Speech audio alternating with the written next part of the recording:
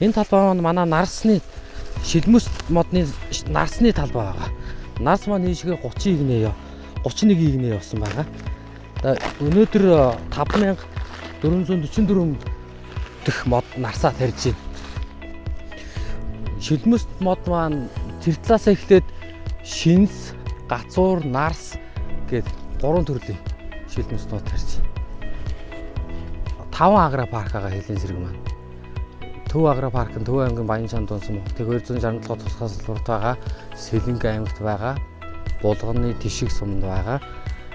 Өмнөд говь аймагт нэг байгаа. Тэгээд Төв агро парк бол жилд 2.1 сая мод үржүүлдэг. Мөчрөө болон үрээр үржүүлж байгаа. Төвнийг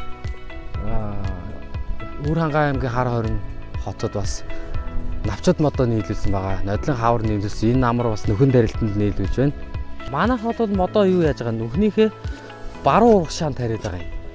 Тэр нь яаж яана гэхээр нэг гацлахгүй учраас ингэж савхгүй үндсэнд ямар нэгэн хөдөлгөөн орохгүй. Тэ?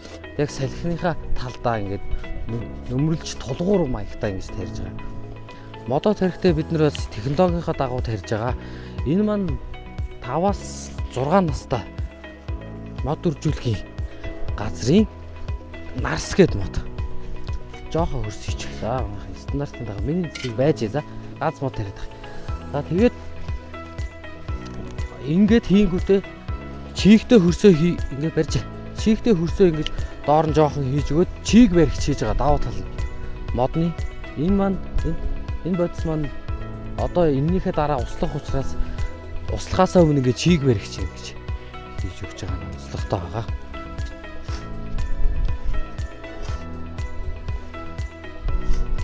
За үндэстэй болгон ургаж, мөртэй болгон жаргах болтугай.